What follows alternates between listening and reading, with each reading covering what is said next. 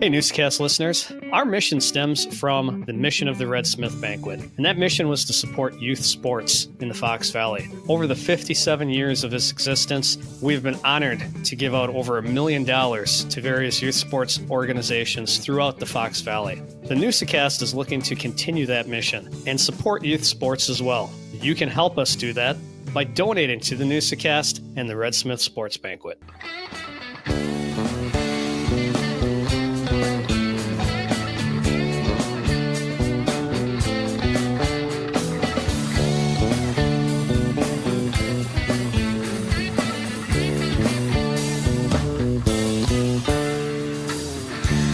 Hey, Newsa-Cast listeners, thank you for joining us for another episode of the Newsa-Cast, right out of the Fox Cities in Appleton, Wisconsin.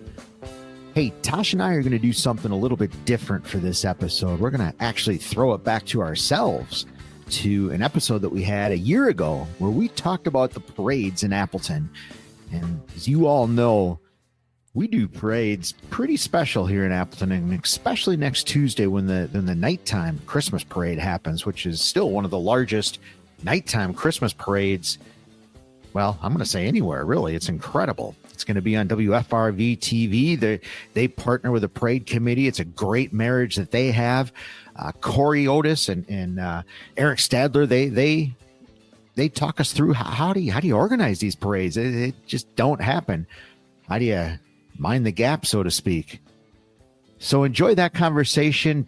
And one other thing here before we get to the episode, I wanted to let you know, if you're going to the parade, please bring some canned food, box food, paper goods, things like that. Lawrence University and St. Joe's food program, St. Joseph's food program, they're teaming up together. So the parade's pretty cool, right? You've got the Santa Scamper at 6:00. Prior to that, or after the scamper, there's going to be a whole bunch of people walking down the Ave with bags, and they're going to be collecting canned food. So it's a really good opportunity to help St. Joe's stock up their shelves. And what the heck, right? We help each other out. We're a community. So with that said, this community podcast comes out every Thursday. I want to just remind everybody, please like, subscribe, tell a friend, listen to the podcast, or even better, go to our social pages, the Newsa-Cast. We're on Instagram, we're on TikTok, we're on Facebook, we're on X. We've got the Newsa Minute that comes out every Monday. We've got a lot of stuff on our YouTube Newsa page. But what we really need are subscriptions, people to hit that subscribe button. That number, oddly, really helps us out. And we're a nonprofit too, right? We came out of the Red Smith Banquet. We support youth sports. So that's how you can help support us, is just hit like, subscribe, download, listen, tell a friend, send us feedback, newsacast@gmail.com. All of that really helps us out. With that said, have a happy Thanksgiving. Enjoy the Christmas parade in downtown Appleton, and enjoy this Newsa-Cast from a year ago where Tosh and I talk parades with Corey Otis and Eric Stadler. Otis, Gap. Tosh, I am excited. This has been a part of my life, literally my whole entire life. I went to a parade with my parents forever, brought my kids to parades, met up with you, Tosh, at parades, waved at Otis at parades. They have been a part of Appleton, and Appleton just seems to do parades right. And we have the pleasure of learning how that is done, understanding how that's done.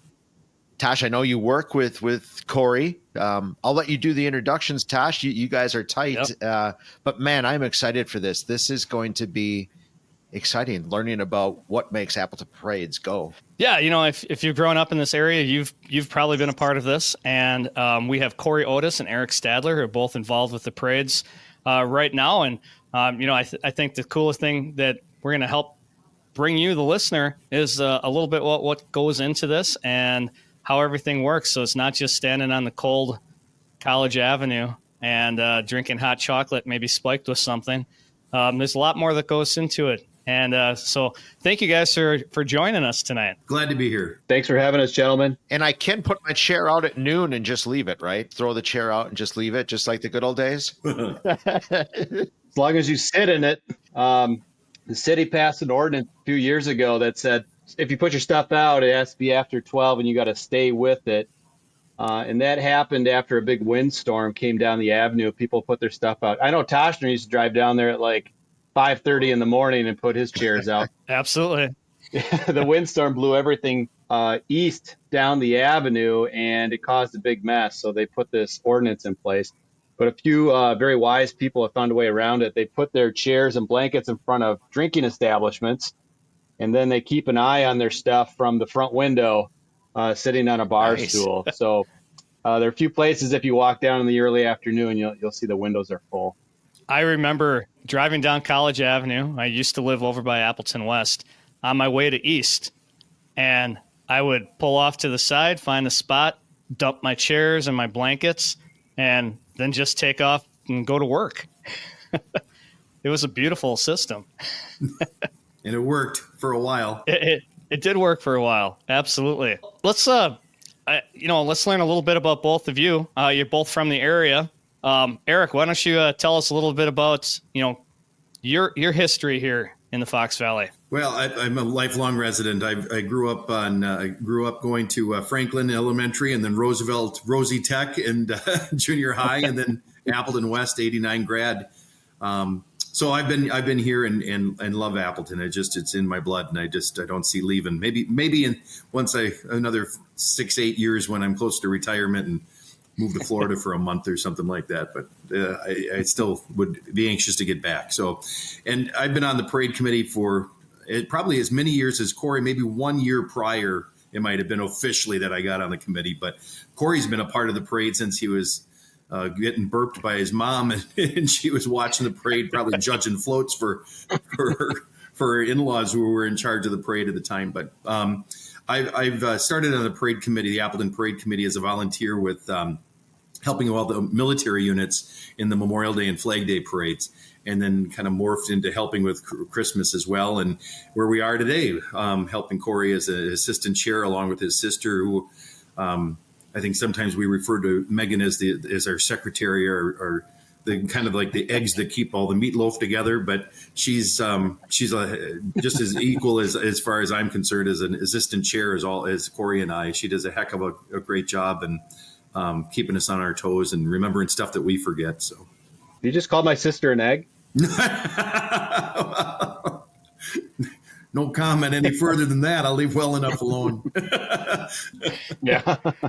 Eric, I love that, especially from the fact just being an Appleton resident. It's just what a great way to just morph yourself into the community and just have a special like I said in the introduction, everybody knows what it's a part of their life, right? You look forward that Tuesday before Thanksgiving, you just know that to me, that's the kickoff to the holiday. That's when things get started, and can only imagine the amount of planning, and we'll get into that. But it's great that you just do it year after year. It's unbelievable the amount of time that you must put into it.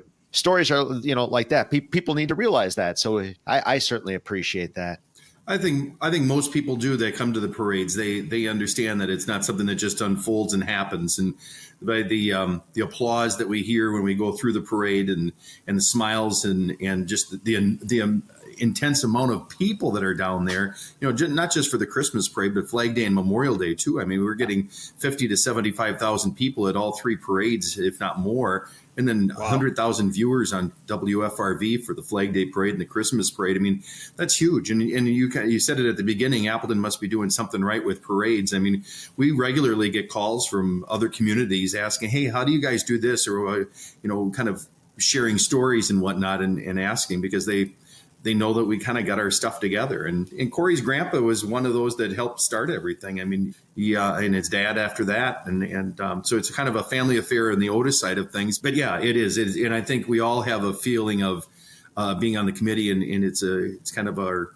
duty, or it's what we give back to the community. And I think we get as much out of it as we put into it. Sometimes I feel like I get more out of it than I put into it. So great things happen when you get those kind of feelings. Corey, I can only imagine what your upbringing is. I mean, you growing up with a parade, it's a part of your life, I'm sure, in your family's life. What was growing up, but like that, being wrapped around these three events every single year? Well, I think like anybody else, when the way you grow up, you just think it's normal. You think that everybody else has the same kind of upbringing too. So I always joke and I tell people I've never missed an Appleton parade, but I've never actually seen one either. I've always been in the back wings, and even when I was a little kid, I was at the end of the parade route. And at that time, we had a lot of magnetic signs for different dignitaries. And my job as like a 5 or 6 year old was to run into the street and pull off those signs as I got to the end of the route. And I just thought, well, everybody's got jobs like this, you know. Um, the Elks started the Flag Day Parade, and it kind of got too big for them to run, so the city took it over, and that's when my grandpa got involved, Bud Otis, and he. People who are on the committee and serve with him will tell you this, that he raised the standard for the Appleton parades, and he wanted to make sure that it was about the flag, or it was about uh, honoring the fallen for Memorial Day, or it was about the holiday season for Christmas, that it wasn't a commercial endeavor. It wasn't a chance to put your sign on the side of a truck or a float and just try to get people into the door of your business. It was about the purpose of the parade. And he raised the standard not only for the participants, but also for the committee and everybody involved as well. So he really set the standard for all of us. My dad took over in the mid 1980s. I think it was 86. And he had to make it his own too. So my dad really kind of innovated the way we watched the parade. He started the partnership along with Harvey Sampson, who's an integral part of the parade history in Appleton. And we just lost Harvey a couple of years ago. They brought in WFRV, who has been our broadcast partner for over 30 years now. Wow. And Eric talked about 100,000 people watching it on TV or online. We asked a couple of years ago, like, if you were going to tell us the ratings, what would they be? And the general manager said that we basically pull in an NFL audience as long as that NFL game doesn't involve Green Bay. So basically any other team that's on a primetime network game, we get about the same ratings for the downtown Appleton Christmas parade. So it's turned into a huge thing. Obviously, it's a sense of pride, and not only my family, but Eric's family, the Kaufmans, the Thompsons. We've got a lot of second and third generation people on our committee, and we've brought in a lot of new people over the years too. So it's definitely a team effort. We work very closely with the city, the Appleton Police Department. WHBY helps us out. WFRV, like I mentioned, and a lot of other businesses will come together and contribute here and there to really make it a community event. So going back to the history of it, how big, you said the Elks, it got too big for them. In comparison, how big was the parade then, and how has it grown? The Flag Day Parade, I think it started off with about 50 units or so, but I did a little bit of research this summer. I got into a newspaper archive website trying to find some information actually about my grandfather, and I started digging into some Flag Day articles from the 70s. And at one point, I think it was the bicentennial year, there were 140 floats in the Flag Day Parade. Right now, we average about 100 to 110, and that's a long parade. That's about 2 hours as a spectator to sit and watch the first float to the last float. So I can't imagine 140 floats. Wow. And the kind of entries that they brought in. Christmas, we have a time limit because it's broadcast live. So we have about 90 minutes that we have to get our parade in past the cameras at WFRV. So that does make us have to make some tough choices. We have to limit it to about 85 units. This year we had 115 entries or applicants. Wow. And it was a good problem to have because we really narrowed it down to what we thought was the best of the best. We have some legacy units, and this year we have 24 marching bands, which I think is a record. Wow. So it's a good problem to have. A lot of people want to get in the Christmas parade, and that means that the cream is going to rise to the top, and people are going to see a good show on Tuesday, November 21st. What is your process? How do you keep the ideas coming? You talked about your grandfather starting it. The parade looked a certain way. Your dad brings in ideas, and it starts to get televised. And now you guys are looking for different ideas. Where do you draw your inspiration from? How do you keep the ideas coming in the parade form? Boy, it's easier than you might think it is to some extent. I mean, really, this year was a no-brainer. with it being the Hyde family's and Hyde Music's 75th anniversary of doing business in downtown Appleton, it was a no-brainer to make the theme this year the music and magic of Christmas. And so we chose them to be our honorary parade marshals. So Todd and Dee Dee Hyde and their 3 children will be the focal point at the beginning of the parade, and we'll be able to highlight a fantastic generational business from downtown Appleton that's done so much for our community. And so that made it easy. And last year we chose Mary Beth Nienhaus to be our grand parade marshal, and that was a no-brainer. I mean, it probably overdue to some extent, even with the Hydes, but I'm glad that we waited for the Hydes with it being their 75th. So we tried then those themes we try to come up with to maybe morph around something that's going on already, that's topical.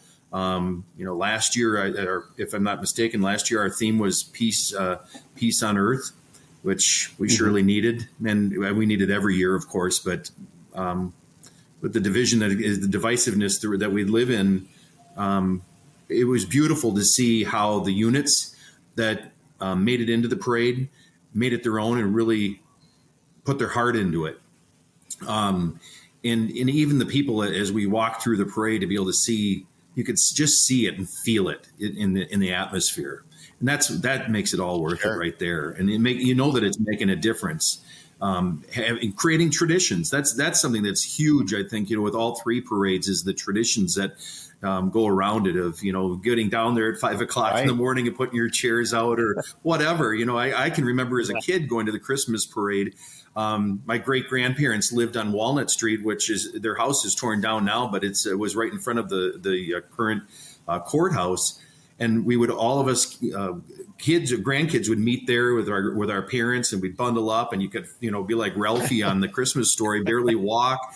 We didn't have foot and hand warmers. You guys know that back in those days. You had 4 different pairs of gloves on, hoping you'd stay warm. But then we'd walk down and we'd stand in front of the Lullaby Shop, which is now the bar, if I'm not mistaken, right? Yeah. We'd stand in front of that and watch the parade and freeze and walk back, and you could barely feel the toes, the tips of your toes, and have some hot chocolate afterwards. I mean, there's all traditions. So those are things that are fantastic memories that I know my kids probably have going to the parade as young ones, and oodles and oodles of other families do too. And it's beautiful. Flag Day is no different. The traditions that are along Flag Day with Wisconsin and College Avenue spectators, but even on State Street, I mean, all those homes, those people for years have been having family reunions and other get-togethers just because the Flag Day parade's coming by, and it's fantastic. So it's very heartwarming to be able to be a part of 3 events like this that bring the community together for such great purposes. Oh, absolutely. I love that stretch of State Street on the Flag Day parade. It's just, I don't know. It's my favorite part of it, really. And I've watched it from all different vantage points, and I think in the end, I would take that spot. Yeah. Well, as a participant, I'll tell you, I march with the Scarlet Guard American Legion Color Guard, and that's our favorite spot as well because of the shade. Yeah, maybe that's what it is.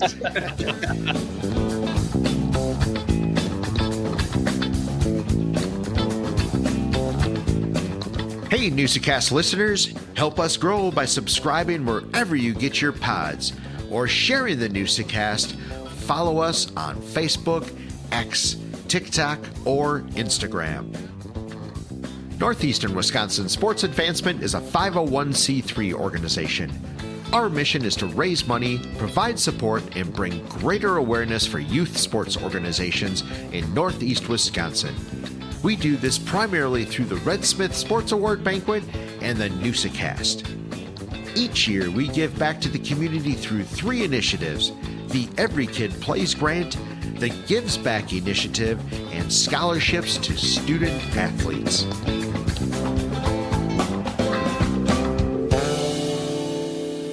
You talk about tradition, and I remember the Memorial Day parade. My dad fought World War II, and that was a special parade for him. I remember growing up going to that every year, and that was what a way on Monday morning, grab donuts, I'm sure, after, and it made for a great day. Sure does. Yeah, the Memorial Day parade, there's a whole different meaning behind. I mean, that's all about those men and women that we lost that served in our military, and gave up so much for. And and as far as I'm concerned, that day also is for those guys like your dad that served in World War II that had to come back with those terrors and live with that and raise a family and be a good husband and fight those demons that they still had to live with afterwards. It's just it's that Memorial Day parade it's probably my favorite, and many people's for those same reasons. I had an old neighbor that used to say that the Memorial Day parade, the Flag Day and Christmas, fine, but Memorial Day was his favorite because he said it was just so kind of almost Norman Rockwell like. The way that it was smaller, the bands that were just the high school bands, the Legion, the VFW, all those veteran organizations being so proud to honor and remember those that they left behind, and it's just great. And I especially love it. I live on Pacific Street, and it goes right by my house, so I kind of like that. Yeah, you touched on one thing, and I think this comes back to what you said earlier. Appleton's doing something right. When you go to these parades, you forget about other things, and it's just an experience. And I remember going as a kid, remember bringing my kids, and hopefully at some point bring grandkids down to it, because it is a way to just take a couple hours for one parade, or an hour, 45 minutes, whatever it turns out to be, to just forget about what's going on and enjoy what's going on in front of you. Mm-hmm. Yeah. Yeah, I think every parade has its own feel and its own fans, so to speak. I think there's some people that we see at all three parades, but Memorial Day has its own route. It starts on College Avenue, but then it winds its way over to Riverside Cemetery. Yeah. And we see a lot of the same faces there. You have narrow streets. You've got some tight turns. So you do get to almost touch the people on the side of the street. You almost get we don't shake hands or anything like that. That's one of our parade policies, but we come pretty close, and you see a lot of the same families from year to year. And the same thing for Flag Day too. People make a day of it. They start pre-gaming about noon or so for the main event when it starts at 2:00, and we come by and we see a lot of family reunions, a lot of red, white, and blue adorning the porches and the front yards. And then Christmas is actually the shortest route. It's obviously our only nighttime parade, but everybody's squeezed in there nice and tight for a 90-minute show. And it ends with our two special guests from the North Pole. And we get to walk through the parades, the end of every parade. But at that one, we're right behind the guests of honor, right? So we see the looks on the kids' faces and screaming out, Santa, Mrs. Claus. And there's just nothing that can replicate that. It's really my favorite part of the year, and that really kind of kicks off the holiday season for me. I think we're kind of busy in the planning mode, and I don't want to say we lose touch of our purpose, but like we really want to make sure that the show goes off well and that all the pieces are in place. But it's really not until that moment where I'm like, oh yeah, this is a Christmas parade and this is what it's all about. And it's really about those little kids that are on the curb waiting for Santa. What is your planning process like? Like, what does your calendar look like when you the lead up for you guys? And I guess maybe if you could speak a little bit to what is your committee? What's the size of it? What, I guess, how do you guys do it? I kind of know it from a Red Smith standpoint, how we do things, but you're on a very much larger scale than the banquet ever was. Well, it feels like it's always parade season lately. If you're going to go from the beginning of the year, we basically start talking about Flag Day in January. We pick a theme. We start reaching out. We honor a different branch of the military every year. So Eric will start reaching out, trying to find an honorary parade marshal, because the U.S. flag is always the official parade marshal. And, we have to get our press releases out. We have to reach out to some of those legacy units. We have to get our application out online. And then there is a little bit of sit and wait as the applications come in. And somewhere around late March, early April, things really pick up again, because then we have to go through the applications. Those that are approved, we put the lineup together. And the Flag Day Parade, because of its size and really just kind of a nature of the beast, that there are always a lot more moving pieces with that parade. So I'm sure Eric would agree, but I always feel like we're really working hard right up until 2:00 on the second Saturday in June, which is when the parade begins, and then a whole other job begins. because we're trying to find drivers, we're trying to find people to carry banners. We're trying to put groups together, whether it's somebody who's going to sponsor a band and that band or that float or that trailer. So that one requires a lot of hours of our time. Our committee is probably about 10 to 12 people, and everybody's kind of got their own role and their own responsibility, but we all kind of share in the work. Flag Day, and actually, we're planning Memorial Day at the same time too. So we've got kind of a weird situation in Appleton where we've almost got back-to-back parades. Obviously, the last Monday in May, and then about 2 weeks later, we're celebrating Flag Day. And there is a different feel for each parade, so it does feel like very different events. But we're trying to do both at the same time, not to mention the Memorial Day ceremony too. And then we take about 6 weeks off and then come back at it in late August, and we start talking about Christmas, which seems like a weird time to do that because it's about 85 degrees outside. But kind of the same process then too. We try to come up with a theme. We've kind of got a short list of themes that we can come back to if we need to. This one kind of came up organically, like Eric said. We have a running list of potential parade marshals for the Christmas parade. The Hyde family's been on it for a long time. And with it being the 75th anniversary of Hyde Music, we just felt that was the perfect time to honor them. And then we came up with a theme that would tie in. Same thing then, we're putting the application out. There's a little bit of sit and wait as the applications come in. And like I said, that's a much tougher process for us, having to go through and decide who's in and who's out. Some of those decisions are pretty simple, but a lot of them, there's a lot of discussion, a lot of debate. But ultimately, we feel like we have the best lineup that we could have possibly had. So we'll go, obviously November 21st is the parade. We'll take maybe a week to just kind of decompress and kind of talk about what went well, what we need to work on next year. And then we'll take about a month off or so before we do it all over again. When you speak of the lineup and specifically the bands, I mean, there's some fantastic high school bands out there. Some are clearly better than others. How are you determining what band makes it, what band doesn't? I can only imagine every band wants to at least be in the Christmas parade, if not all three of them. I don't think we turned away one band for Christmas. It is the most sought after because it's televised live, and we have bands coming from Michigan and Pashtigo, Bondwell, Wyowega. So they're coming a distance. We make sure we try to also take into consideration, the distance they're coming from, and it's a Tuesday evening, it's a school night. So we try to put them towards the beginning of the parade if they're a further distance away, so that they have time to get home in a reasonable time for those kids to still get their homework done. But Christmas, we haven't had to say no to a band yet.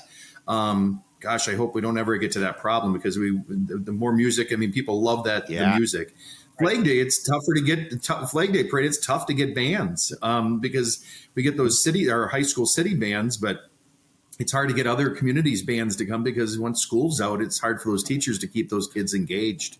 So we have gotten a little more creative with maybe booking or hiring some entertainment type bands, rock bands, or like we've had Unity, the reggae band, and who else? The Positions we had last year. Yeah, really good entertainment type bands, and putting them on a float, teaming them up with some other organization maybe, and that's been quite a hit. So I only see that getting more. Obviously, we know we're not going to get more marching bands, so doing some more floats with these performing bands is really awesome. And one of them we had was Tom Schneider's polka band, party band, which who doesn't like a good polka coming by on a parade? I mean, it's just great. It's happy music. So things have transformed. I mean, from when Bud Otis ran the parade to when Greg took the baton, and things have changed a lot. And we've had to get innovative. The Flag Day parade now. We've turned it into more of a Flag Day celebration or a day-long type of thing, like Corey said, starting it at noon. But actually this past year, or this year, I should say, not this past year, but in June of this year, ADI, Appleton Downtown Incorporated, finally said, yeah, let's do a farm market. We've been asking them to do it for years, and we're so happy that this year they did. So they did a farm market. It got people downtown early. We then had a couple of pre-parade performances. The 484th Army Band performed, and the 1st Brigade Civil War era band performed before the parade. So that gets people down there earlier and get some shopping and spending money downtown and creating new traditions. I mean, those kinds of things weren't happening before, but we're creating new traditions for families. No, absolutely. I love that. I remember, was it in the 80s? You talk about the way things transition. Remember the old drum and bugle corps? I felt like and didn't they perform like that evening? I felt like it maybe in Menasha or something. I felt like they always had performances. Yep. Yeah, they did. They did for years. The Americanos had a really well organized.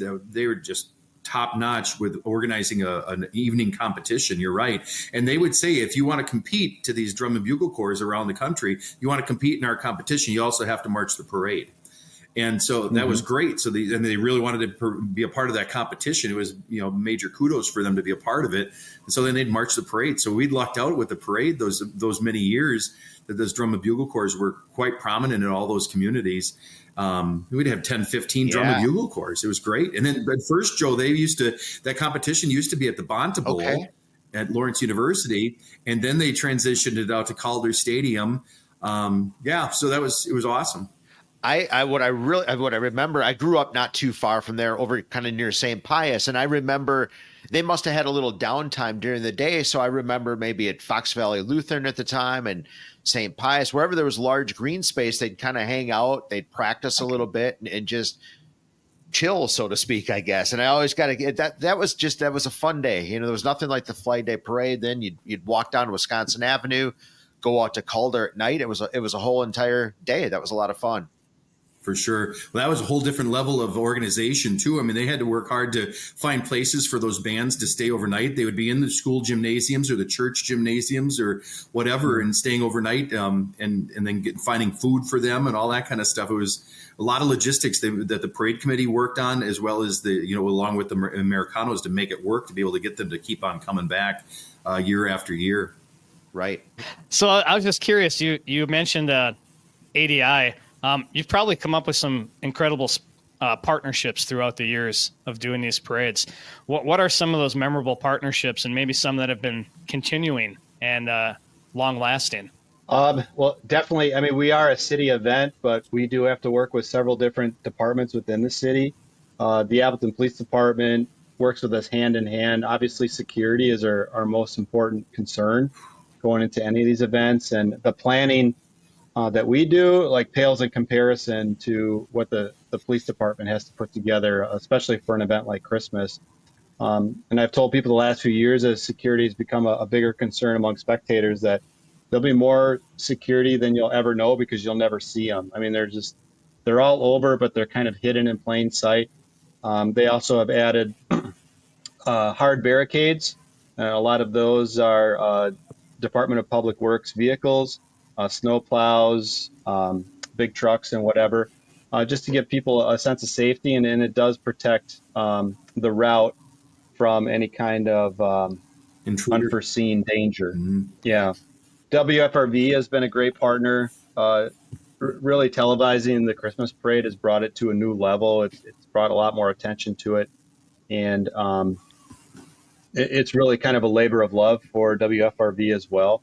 Not only do they do the Christmas parade, which again brings them high ratings and it does make money for them, but they also do the Flag Day Parade as well. And we've gotten to know the WFRV family pretty well over the last 30 years.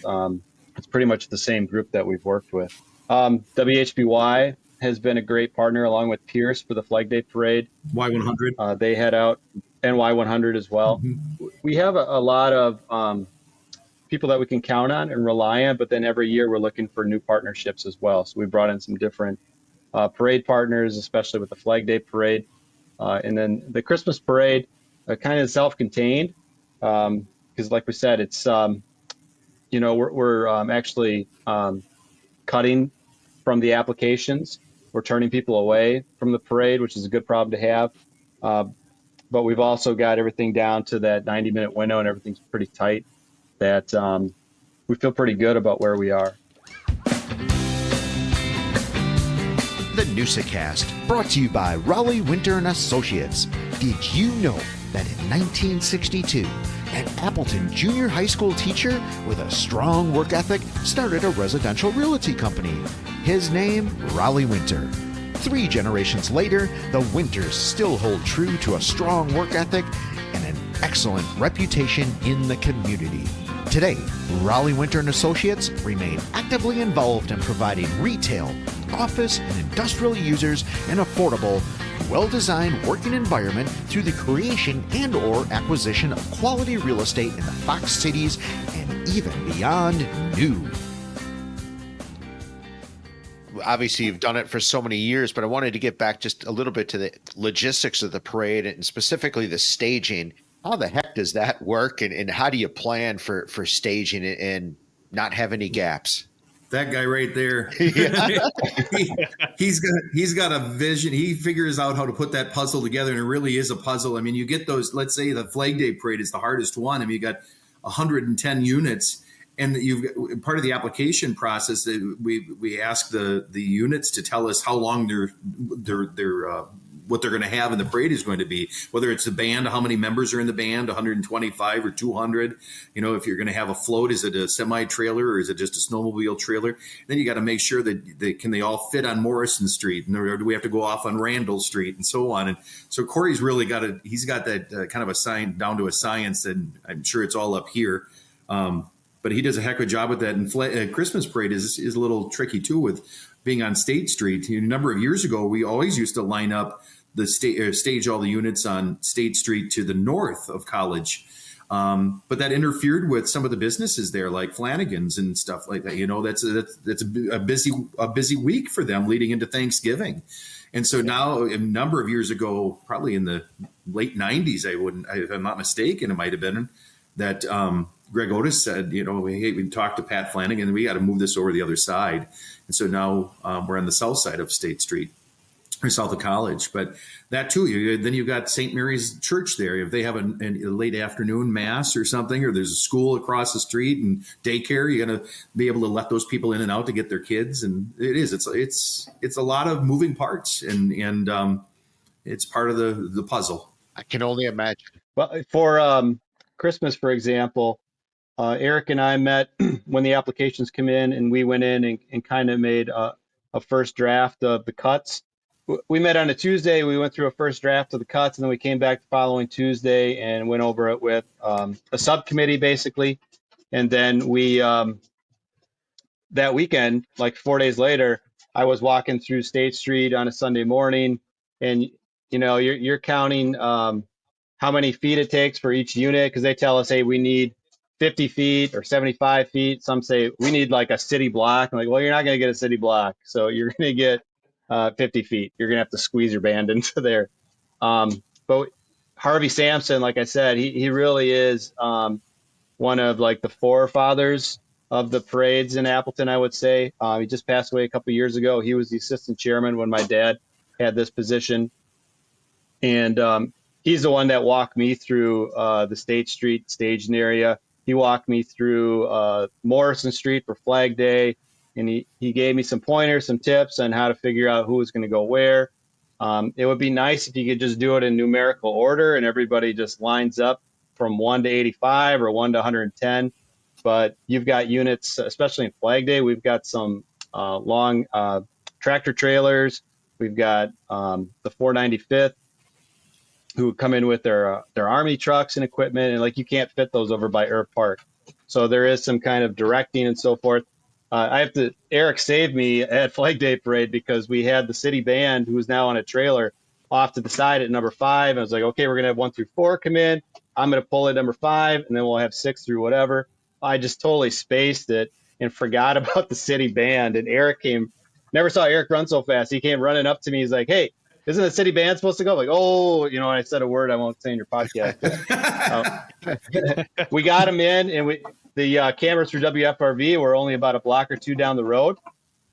And Eric managed to get him in time. So if you watch it on TV, you had no idea how I almost screwed up that part of the parade. But There's a lot of logistics, a lot of planning, a lot of communication. And my sister Megan Warner, she works for ADI.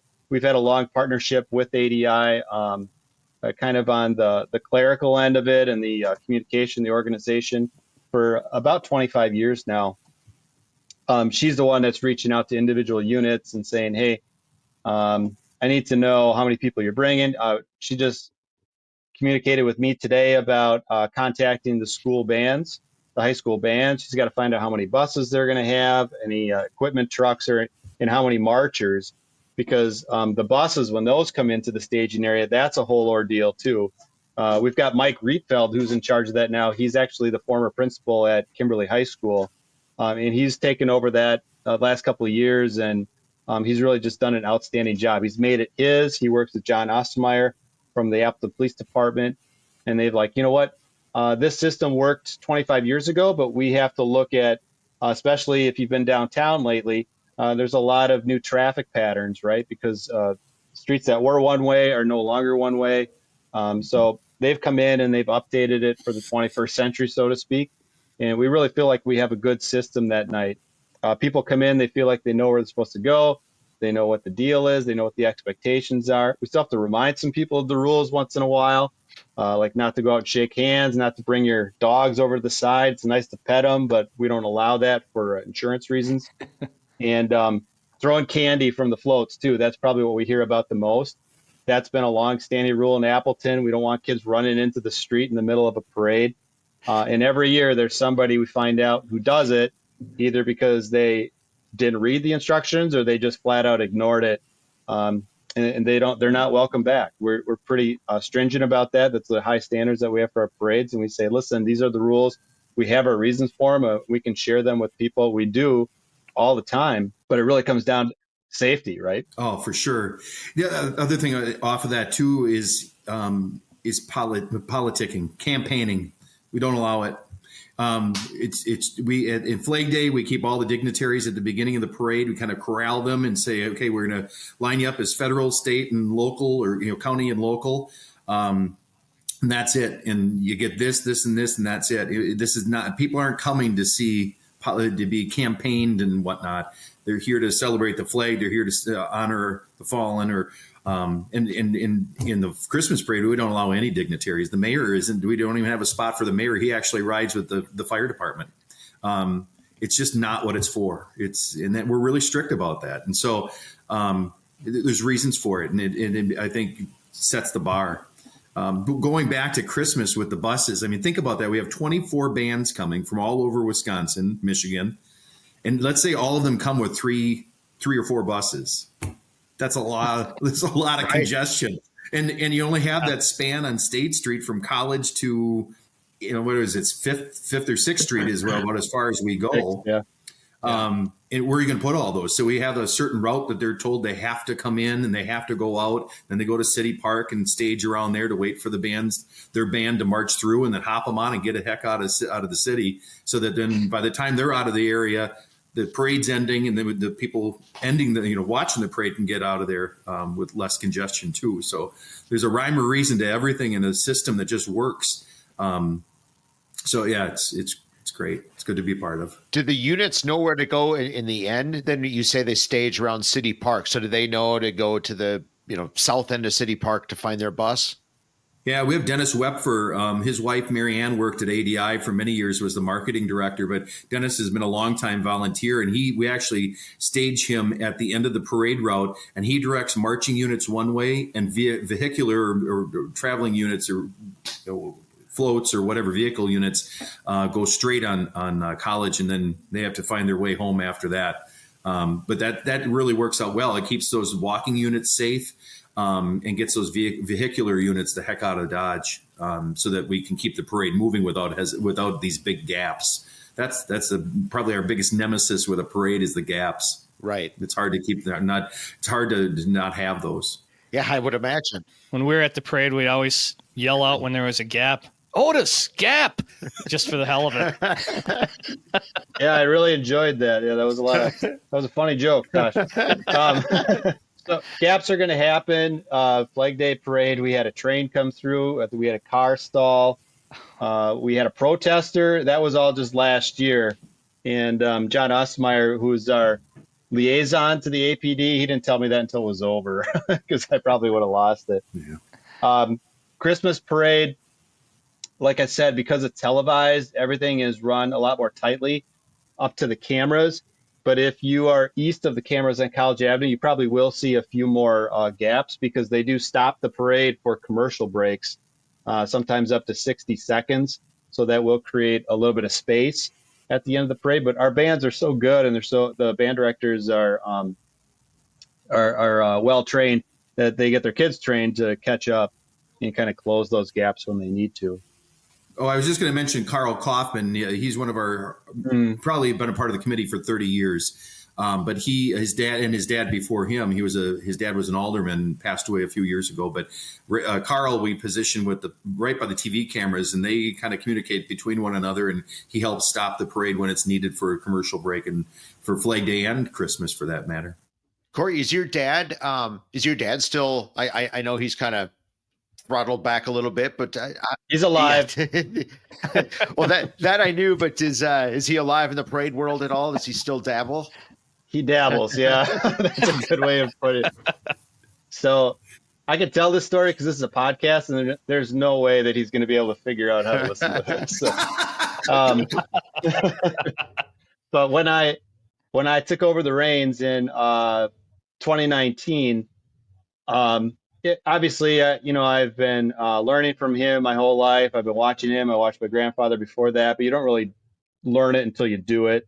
So obviously there were some hiccups along the way, and he's always been there for a sounding board or for me to ask questions or the history of things.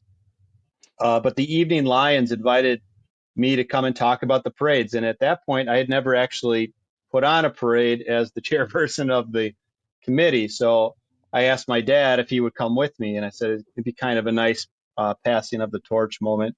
And he's always down for something like that. So we went over to the Lions meeting, and it was a small group, and we were sitting around and we were just kind of shooting the breeze. And my dad started to tell a story about when he took over from his dad, my grandfather. And like one of the big things was my grandfather said the committee, no matter what the temperature was, if it was 10 below, or if it was 90 degrees, you had to wear black pants. You had to wear black slacks. And when my dad took over, he's like, that rule's gone. If it's 90 degrees at Flag Day, you guys could wear shorts. So the committee marched through at the end of the parade. Here they are, black shorts, untanned legs. And my grandfather had found a spot on State Street to watch the parade. And as the committee came by, he actually turned his back on the committee. He was so upset that they had broken that rule.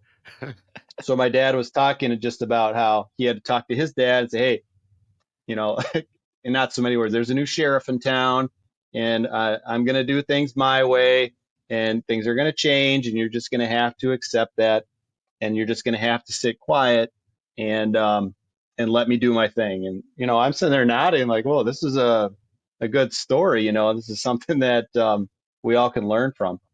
And over the last 5 years or so, there's not a parade that goes by where my dad doesn't tell me something he would have done differently or why did you do that?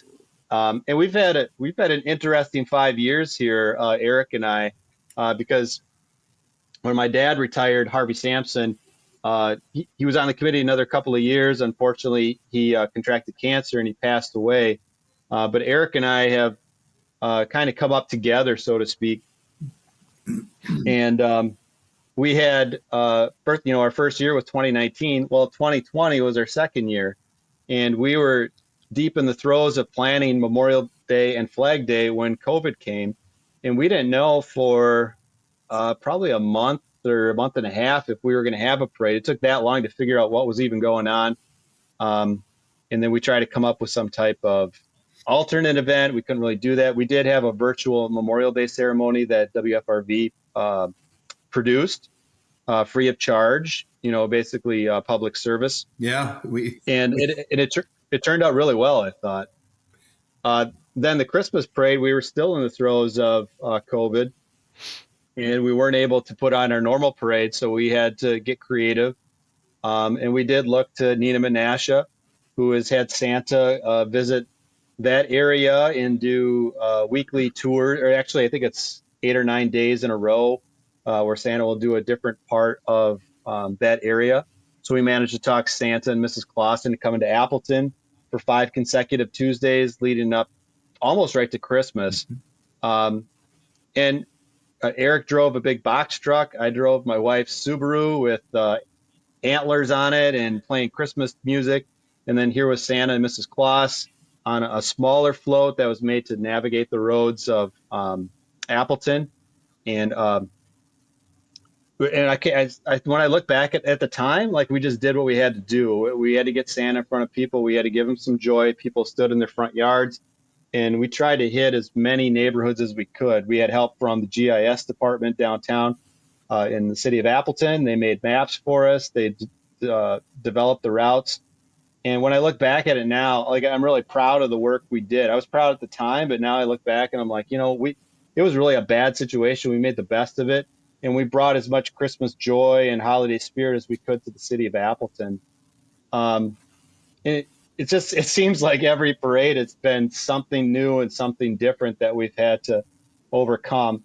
And I was going to say this before when Eric was talking about our elected officials, which sometimes can present challenges, especially in the summer and especially when it's an election year. But a couple of years ago, I've never been prouder of them because Waukesha had its parade tragedy on a Sunday night. And it was 48 hours before our parade was scheduled to go. So we didn't know if we were going to be able to have a parade. And this time, everything was ready. We were set to go. And this tragedy unfolded in Waukesha. We're watching in real time. Eric and I and Megan, we're all texting back and forth, and we don't know what's going on. I called the mayor the next day, and by noon, we had a plan. We're going to go forward. Appleton Police Department was going to increase the security to a level that we've kept ever since then. But the first unit, if you could remember, was basically all of the elected officials in the valley, from the Common Council to state reps, state senator to the mayor, obviously, and they all locked arms. They had candles, and they carried a banner with the Waukesha Strong logo, which had been created like within 24 hours of that event. And it was a really silent night. And I don't mean to, just throw a pun out there, but it really was powerful, and it was very emotional. I think a lot of people got choked up. I know I did when I saw them walk by.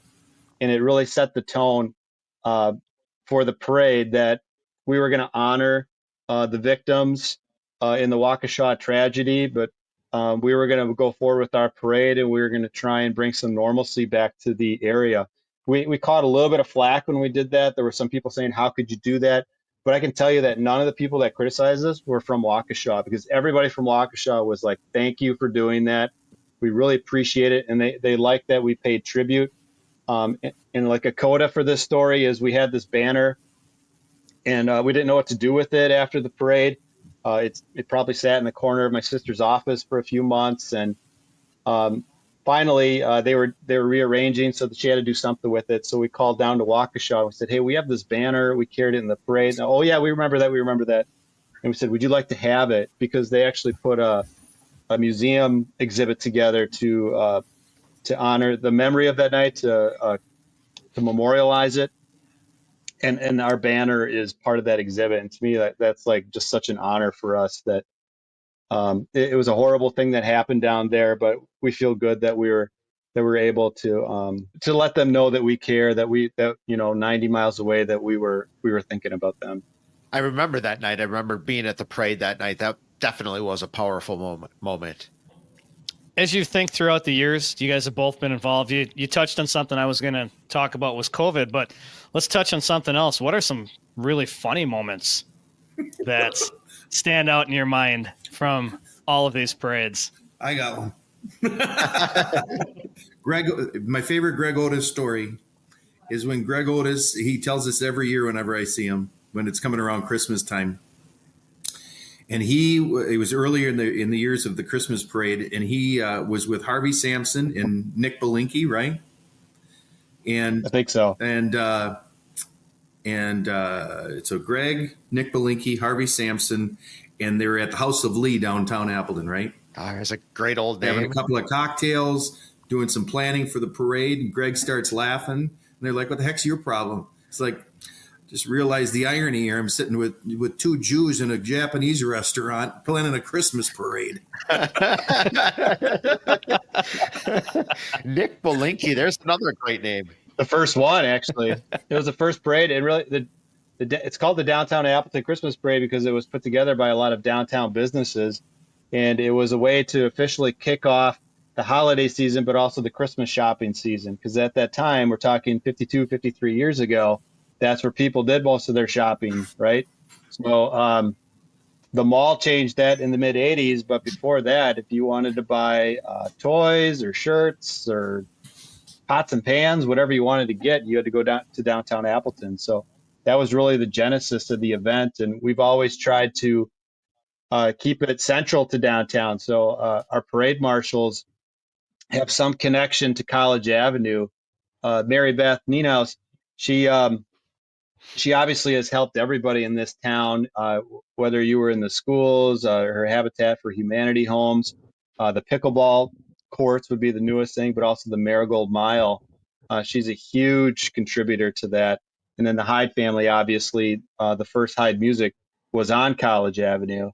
So it is tradition's very important, but there is a funny story behind the genesis of the parade too. But it also shows how inclusive this event is, that we really do have everybody from every walk of life in our community involved in this event. Was it always a night parade, the Christmas one? I believe so, yeah.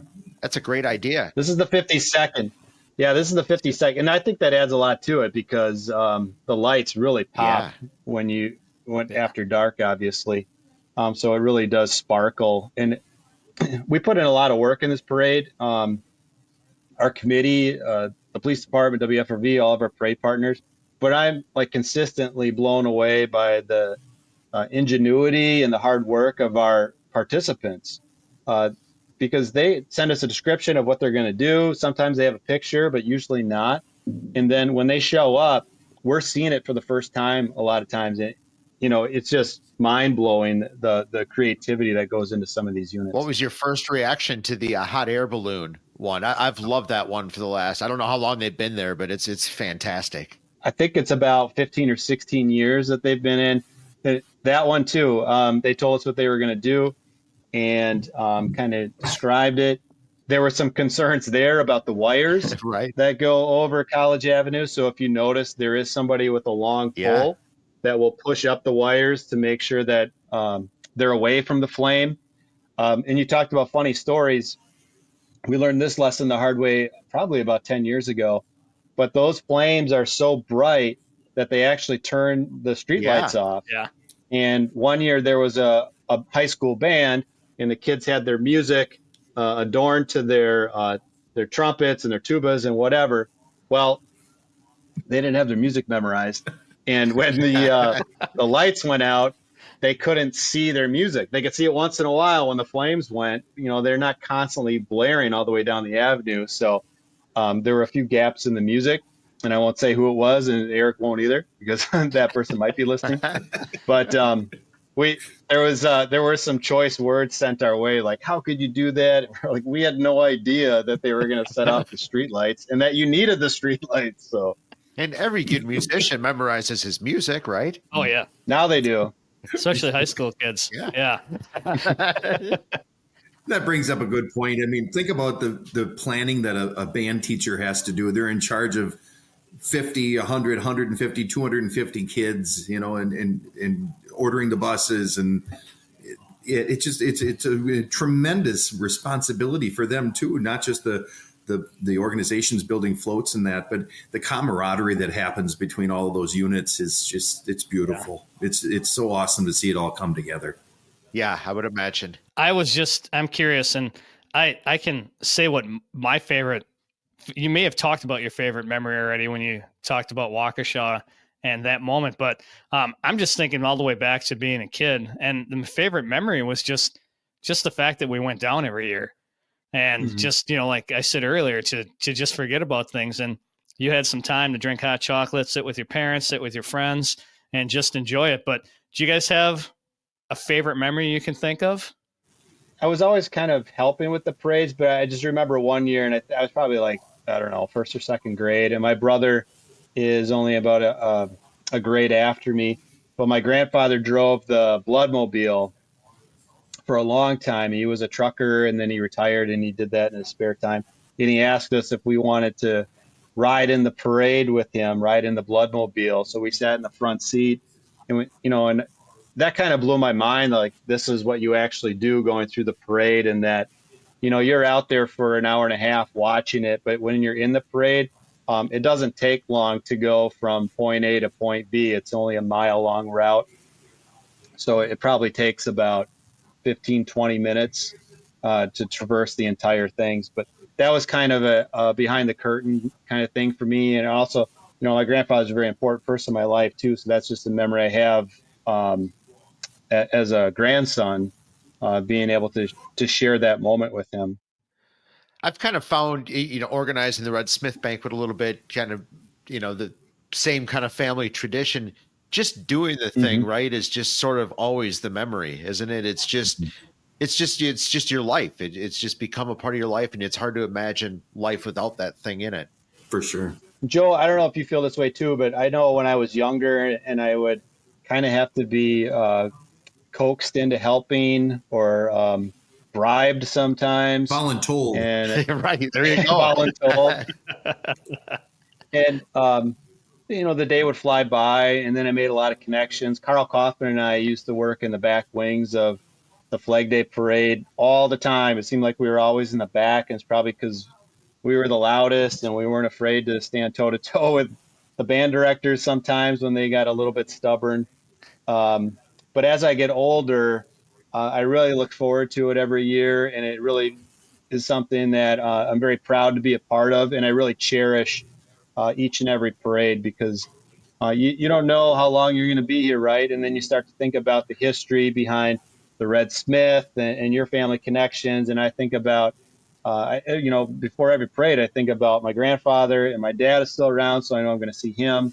And it does get a little emotional for a second, but then the work starts, right, and then you don't have time to think about it. What is your routine, both of you guys, like right after the parade is done? Everything is.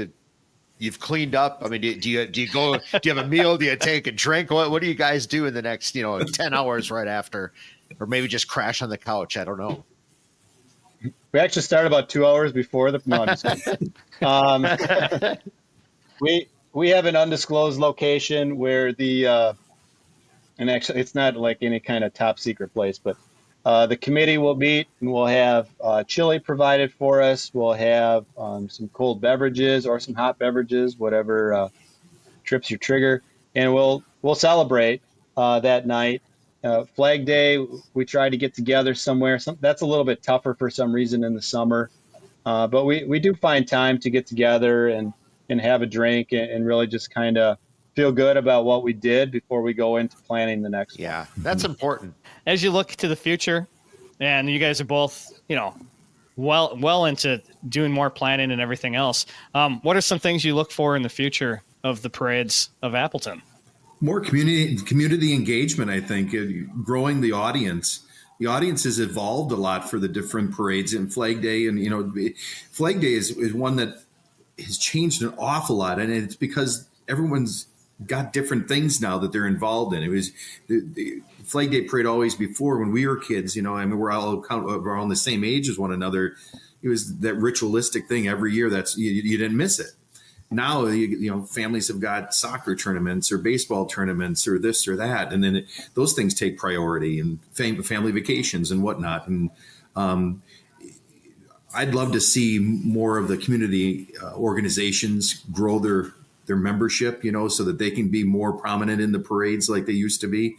The Elks, the Lions, the American Legions, the VFWs. I mean, we all know that those organizations are fading, unfortunately, because people are drawn in so many different personal interests now in different things that I fear we don't have as generous of a community as we used to. I mean, people are generous. Don't get me wrong. I realize that, but people are generous in different ways. They aren't as much about giving their time Right. to be a part of an organization like the Lions Clubs and the Elks and the Moose and all those different things. Those organizations do so much for our community. And they're getting to the point that they can't do as much, and they love the events like the parades because it's a good promotional opportunity for them subliminally. It's not supposed to be, but it subliminally is. They rally around the themes. But I hope that's really what I see grow a little bit is people getting back to supporting their community, giving time back, not just sitting on the couch and on the phone, and figuring out a way they can be a part of the common good. No, I agree. This is a great community, but it takes guys like you to make that happen, right? I mean, parades are just a fabric of this life, and there's a lot of events that are like that take people to do. It's hard work to make this happen. It doesn't happen overnight. It doesn't just appear. Yeah, I mean, the audience is changing, so we have to adapt and evolve as well. We've brought social media into it, and we're constantly trying to figure out how to incorporate that in the lead up to the events, but also during the events themselves. I feel like the Christmas parade, the downtown Appleton Christmas parade, we've got a good thing going here. A record number of applicants, and again, like having to cut it down to 85, that was hard. There were some hard decisions and some hard conversations, but that's a good problem to have for an event like ours. Memorial Day, I also feel like it's built on tradition. People want to see those bands and those units, and they want to walk to the cemetery for the ceremony. And it really is a different feel and a different tone for that event. And I really do think people look forward to that every year on Memorial Day. And Flag Day, we've got to figure out how to get people what they want. We have to figure out how to bring more music into it. And I think Eric's been really instrumental, no pun intended, the last few years of bringing in some bands that you probably wouldn't think of as parade bands. Like Unity is a reggae band. And when we brought them in, that was another situation where their amp blew like right before they were going to hit the cameras on WFRV, and some magical being came down and made it all come back to life again. And they had music and sound, and people love them. People really love that different kind of music. So whereas we have 24 marching bands in the Christmas parade, I think Flag Day is going to offer maybe an eclectic mix of different sounds and different sites. And it's not what it was when we were kids. Like nothing is the way it was when we were kids. We have to figure out a way to move forward and how to make sure that this event stays relevant in people's lives. We have our 75th Flag Day Parade coming up in 2 or 3 years here. So we really want that to be a hallmark event for the community. We want people to come out and we want to give them what they want. It's really all about providing a premier entertainment event for the community, and also honoring the flag or the holidays or those who didn't make it home in the military, depending on what the event is. So it's always a challenge, and that's part of the fun, I think, too, because it keeps us engaged. Like we can't just go on autopilot. We can't be complacent. We have to think about, all right, what worked last year? What do we need to bring in this year? Who can we talk to that can kind of give us some fresh ideas too? And that's the part that I like too. It's the hardest part, but it's the part that I like.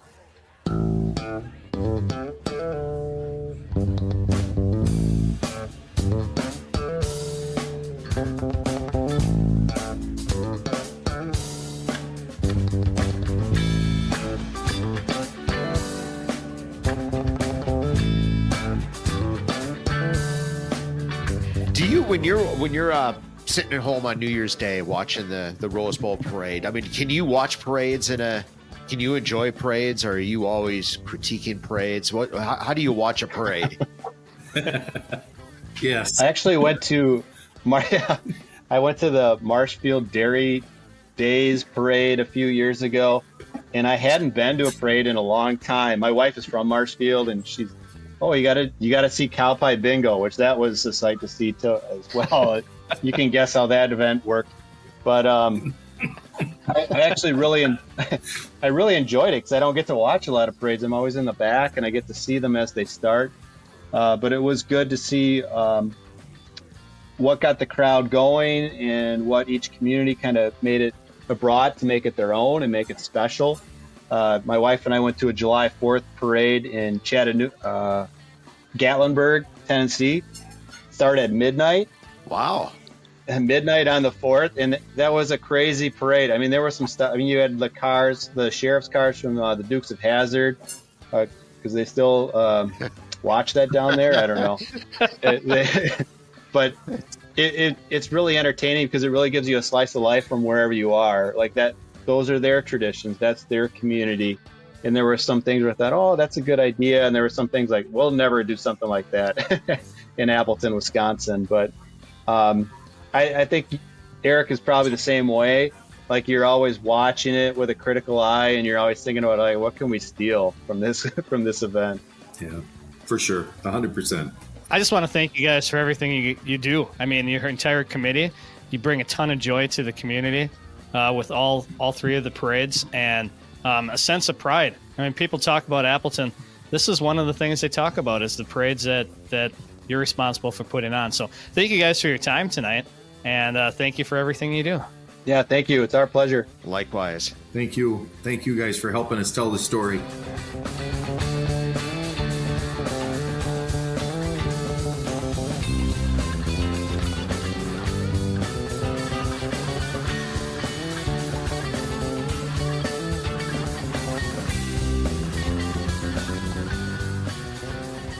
Well, Tosh, it is Red Smith Banquet Throwback time.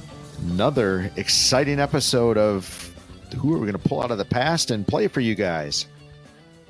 Well, this week we've got, he's the guy that made the Badgers. He's the one that, because Camp Randall is renovated the way it is, it started with this man, Coach Barry Alvarez, Tosh. Yeah, well, fantastic, a legend. I mean, for Wisconsin sports, University of Wisconsin sports, he's played a huge role in everything. But he started out as a football coach for the Badgers and basically brought them back to the national scene. Yeah, he turned that program around. He got them back to the Rose Bowl. He got them to be a powerhouse. So he's had his hand in Wisconsin, not only football, but the entire athletic program for a lot of years. So it was January 17th, 2006, when he appeared at the Red Smith Banquet with Gaylord Perry, Tosh, one of the greatest screwball pitchers, right? Knuckleball pitchers in baseball history. And yeah.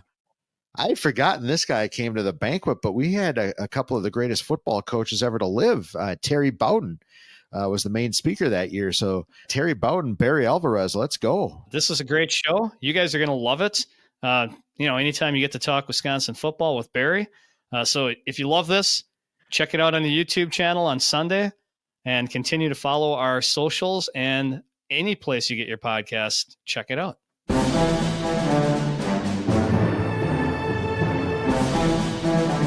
Red Smith Sports Awards Banquet Throwback.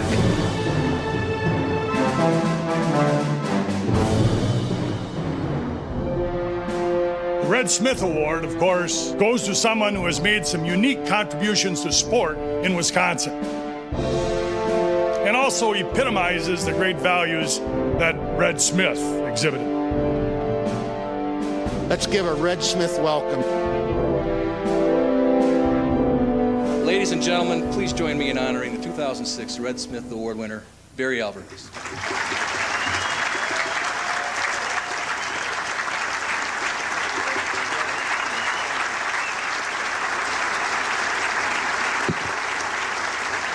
Thank you. Thank you very much, Boomer. You can tell you got a good degree at the University of Wisconsin, can't you? I'm going to tell you something now. Terry, you should know better. An Auburn guy challenging a Wisconsin guy this year. You should know better than that. Come on. That's pretty good, Boomer. I like that. And it certainly is an honor to be here tonight, and certainly want to thank Red Smith Committee and for this prestigious award. And I haven't had an opportunity. This is the first time in, I guess now 17 years that I've had a chance to make the banquet. It's always right in the middle of recruiting or the close of recruiting season, so this is my first time, but I've heard so much about the banquet. And Fox River Valley has been a wonderful place for the university, particularly for me in recruiting. So many good players, and starting with a Boomer, coming down, and I'd love to have a safety look like him right now. And Mike Verstegen was mentioned earlier. Mike was on in our first recruiting class. And our first recruiting class really set the standard for our program. We had about 3 weeks to recruit, and went out and really tried to, if you remember the statement I made when I took the job, for us to be successful, we have to build a wall around the state, not allow our good players to leave the state. If we could do that, we'll have a chance. Now, the heart and soul will be from the state. The hands and feet may come from someplace else, but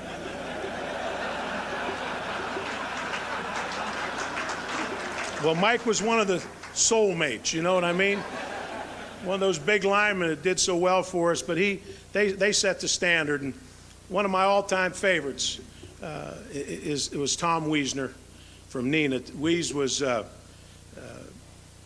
consummate Badger, and we started passed away a couple years ago, but when I first came was at Las Vegas, known as the Big Dog, and loved Wisconsin, did so much for the program, and really represented what our football program was about. And of course, one of our key basketball players right now is from right here in Appleton. Brian Butch is killing him. We're proud of him.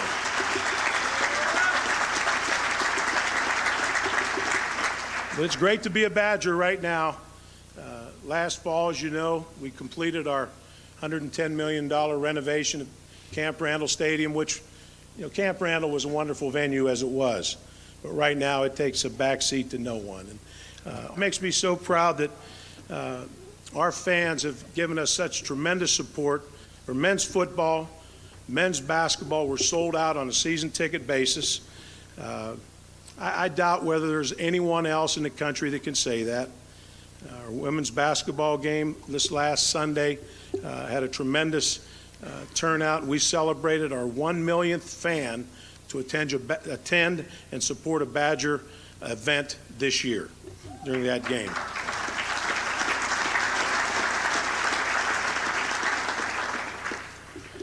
As all of you know and has been mentioned, I'm excited about my new role as the leader of the athletic department. Be full-time athletic director now, and I really am excited about the fact that I'm turning it over to Brett Bielema. It's kind of interesting in the state now, a state that loves football, that we have 2 new head coaches coming in, and I was asked this question today, and what do you think, and what should the fans say about the 2 new head coaches? You know what? I think the one thing that the fans in this state should do, and we all should do, is support both head coaches, let them coach, and then evaluate it. But let's get behind these 2 coaches.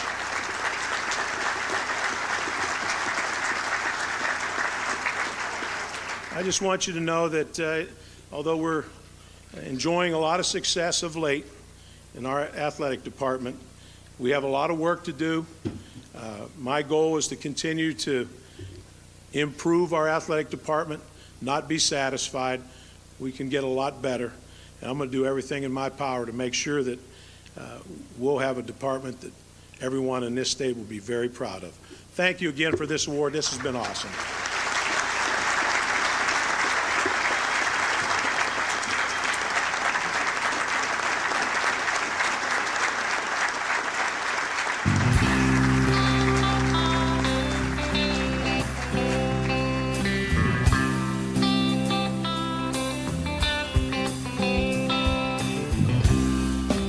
Well, Tosh, another fantastic throwback, Barry Alvarez. And don't forget, every Sunday morning on the Newsa-Cast YouTube page, you can catch a new throwback, the full version.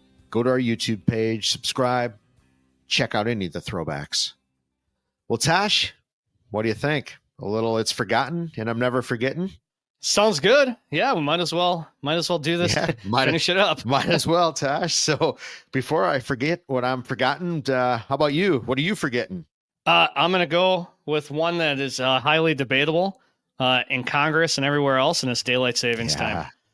I can't stand it. 4:30 at night, the sun sets now. 5 o'clock, it's dark.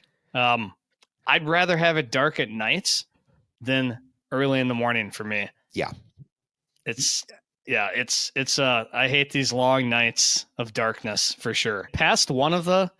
I think it passed the House, or passed the Senate and didn't pass the House or something like that. So it's still up for debate on whether we're going to continue to do this or not, or what's going to happen. But yeah, maybe it'd be easier once it just stays the same and you know what's going on instead of the abrupt change. I think that's what gets people, the abrupt change of daylight savings time. Yeah, I'll tell you, as a letter carrier, man, it sucks to have to start putting your headlamp on at 4 o'clock in the afternoon to deliver mail.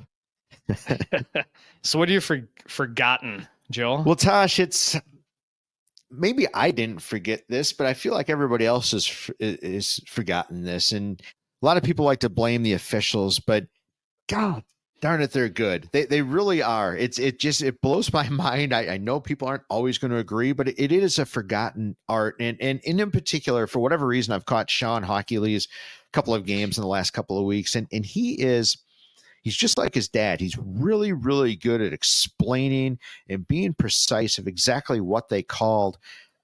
And I don't know what slow motion. I mean, yes, there's been some missed calls and super slow motion, but there have been way more correct calls. And it amazes me. And I guess maybe more than anything, I just wanted to put a little bug in everybody's ear that, hey, it's forgotten that officiating, one, is really, really hard. And two, these guys are really, really good. Whether you believe it or not, they are. So it's been forgotten. And I just kind of want to remind everybody. Yeah, well, challenge people who are at home complaining about the refs to watch it in real time and don't go back on a replay or a slow-mo and see if they pick it up. Yeah, you would think that'd be pretty obvious, but it's not. I mean, right. You're not watching it in super slow-mo on the couch. I can tell you that. No. But, well, Tasha, I'm never forgetting. It's that time of year, and the meteorologists have reminded me, I'm never forgetting winter storms' names because they reminded me and they've sent me emails. And I know every winter storm now this year. And I hope we don't get all 10, but I don't know. I always get a kick out of it every year when I see them talking about it. Yeah. And as you and I try to create content, I understand why you need that as content, but we'll keep you updated. We'll see. Well, Tosh, what are you never forgetting? Well, I spent the afternoon spinning honey out of our frames. So we got all of our honey spun out. We have some, the Moonflower Farms raw honey. My neighbor Paul. We do a little bit of hives. We have just it's just a hobby. It's fun. I started bees back at the farm. Oh my gosh, I can't remember how long ago it was. And then my neighbor got an interest in it and brought hives to our backyard. Then he had somebody who was interested in it, and he has property up at High Cliff. And so there's some bees at High Cliff. Paul has some bees down by his mom's house in near East Troy, Delavan area. We get together, and we heat up the garage, we heat up the honey and spin out honey. So I think, it wasn't a great year as far as weather. We had its droughts, but still, 600-700 pounds of honey. Last year was over 1,000 pounds. Wow. And we sell it to some breweries. There's a meadery in Kaukauna now that has bought 5-gallon buckets of honey from us so they can make their mead. I sell some of the honey at school. A lot of the teachers buy it. And it's a fun hobby. It's one of those things where, saving the bees, saving the environment, making sure that we still have those pollinators. And it's always fun to get together and get the spinner going and cutting the wax off the hives and just getting everything set. I would imagine that would, one, that's fantastic. You've been doing it for a while. I love that you do that. Dumb question though. When you cut that wax, I mean, is it good right off the bat? Can you lick your finger and it's good, or take a little chunk of that? Yeah. Yeah, absolutely. Yeah, no, it's good right away. And we don't do anything to it. It's raw honey. All we do is strain it. So you get the chunks of wax out and maybe some parts of some bees and different things like that. But yeah, it's pure raw honey. A lot of people take it because claim it helps with their allergies in the local area. No kidding. Yeah. So yeah, you guys have gone a long way. I didn't realize you had 3 different locations for hives, 4 different locations. That's tremendous. yeah, it's not a lot of hives, but yeah, it's a few places. So good stuff. Well, keep us updated, Tosh. And I don't know about you. That's a great way to end what I think has been a fantastic episode. I loved our conversation with Corey and Eric. And like we've said a million times, I love a parade. I love the Appleton parades. They are so, so good. My family, your family. I mean, we've gotten together for them. We've gone to them as kids. I mean, they've been a part of our life since day one. So thank you to those guys. And let's go and enjoy the parade on Tuesday night. Yeah, here's just some good weather. Yeah, absolutely. It's all about the weather. All 3 parades, it's all about the weather.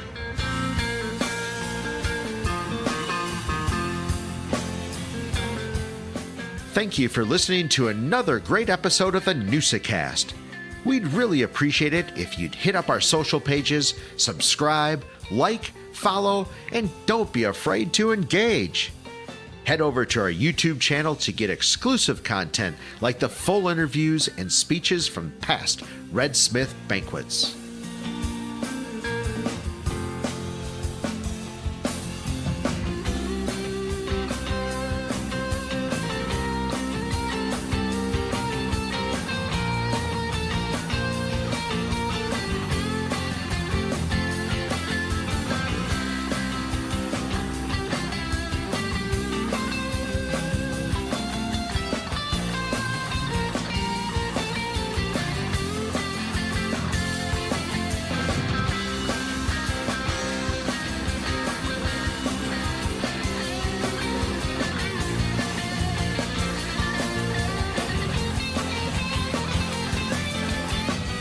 A huge thank you to Diggstown for all the music in today's episode.